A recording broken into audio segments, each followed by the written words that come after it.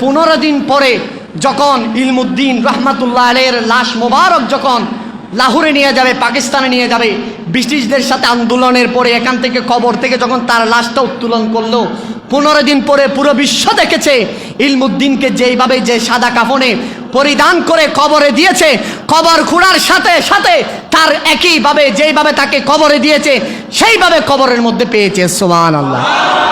1920 সালে একজন কোলাঙ্গার ছিল যার নাম কি? রাজপাল। 1920 সালে ওই কোলাঙ্গার জাহান্নামের কীট রাজপাল আমার নবী মুহাম্মদুর রাসূলুল্লাহ সাল্লাল্লাহু আলাইহি ওয়াসাল্লামের আকাশচুম্বী মহান মর্যাদাকে নিবানোর জন্য একটা পুস্তক লিখেছিল যার নাম হচ্ছে রঙ্গিলা রাসূল। নাউজুবিল্লাহ বলেন। এই পুস্তকটা লেখার পরে সাথে সাথে পূর্ব পাকিস্তান, পশ্চিম পাকিস্তান, পুরো হিন্দুস্তানের মধ্যে নবীর প্রেমিকরা ময়দানে নেমে গিয়েছে। একের পর এক সমাবেশ হচ্ছে, লক্ষ লক্ষ মানুষের জমায়েত। তার ধারাবাহিকতায় পাকিস্তানের লাহোরের মধ্যে বিশাল একটা লক্ষ মানুষের সমাবেশ হচ্ছে। সেই সমাবেশের মধ্যে একজন আলেম বক্তব্য দিচ্ছিল, মুমিনদের জীবনের চেয়ে বেশি ভালোবাসতে হবে নবী মুহাম্মদুর রাসূলুল্লাহ সাল্লাল্লাহু আলাইহি ওয়াসাল্লামকে। ওই সমাবেশের এক পাশ দিয়ে একজন কাঠমিস্ত্রি, বিশ্ববিখ্যাত ইসলামের ইতিহাসের উজ্জ্বল নক্ষত্র হয়ে আছে, যার নামটা ইসলামের ইতিহাসের স্বর্ণাক্ষরে আছে, টকবগে 19 বছরের যুবক যার নাম হচ্ছে ইলমুদ্দিন।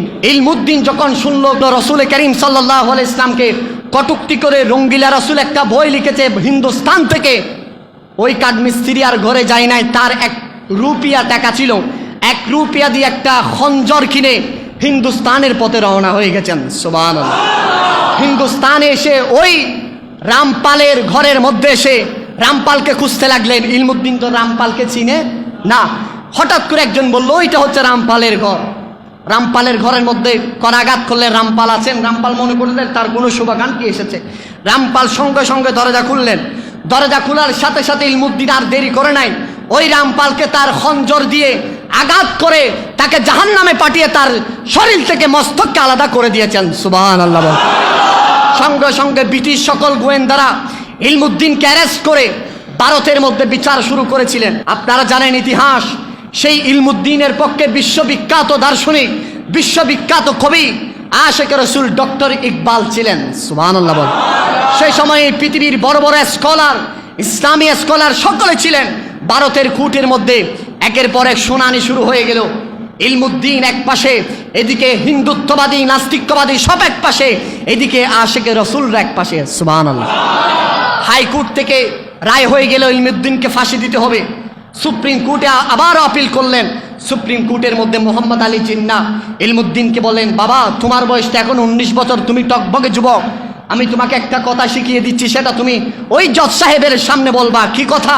তুমি বলবা আমি যখন রাজপালকে যখন জাহান্নামে পাঠাচ্ছিলাম, তাকে শরীর থেকে যখন মাথাটা আলাদা করছিলাম, আমার তখন সেন্সটা ঠিক ছিল না। সেন্সটা কি ছিল না? ঠিক ছিল না। আমি তাকে কতল করে দিলাম। যখন মোহাম্মদ আলী জিন্নাহ আমাদের শহীদ ভাই ইলমুদ্দিন রহমাতুল্লাহ আলাইকে কথা বললেন, ইলমুদ্দিন 2 চোখের পানি ছেড়ে দিলেন, বললেন, হে মোহাম্মদ আলী জিন্নাহ, এটা তো আমার পক্ষে সম্ভব নয়।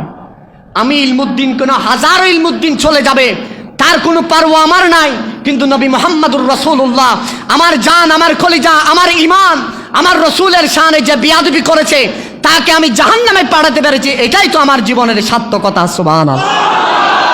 ইলমুদ্দিন ফাঁসির কাস্টে দাঁড়িয়ে বললেন, আমি সজ্ঞানে, আমি ভেবে চিনতে আমার রসুলকে কটূক্তি করার কারণে আমি রাজপালকে আমি জাহান্নামে পাঠিয়ে দিয়েছি।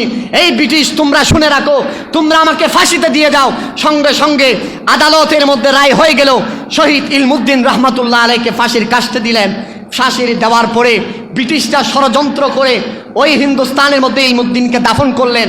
পুরো ভারত, পাকিস্তান, এই পুরো হিন্দুস্তানের মধ্যে আন্দোলন যখন শুরু হয়ে গেল, সবচেয়ে গুরুত্বপূর্ণ যেটা, সেটা হচ্ছে 15 দিন পরে যখন ইলমুদ্দিন রহমাতুল্লাহ আলাইহির লাশ মোবারক যখন লাহোরে নিয়ে যাবে, পাকিস্তানে নিয়ে যাবে, ব্রিটিশদের সাথে আন্দোলনের পরে এখান থেকে কবর থেকে যখন তার লাশটা উত্তোলন করলো, 15 দিন পরে পুরো বিশ্ব দেখেছে ইলমুদ্দিনকে যেইভাবে যে সাদা কাফনে পরিধান করে কবরে দিয়েছে, কবর খোঁড়ার সাথে সাথে তার একইভাবে যেইভাবে তাকে কবরে দিয়েছে সেইভাবে কবরের মধ্যে পেয়েছে। সুবহানাল্লাহ।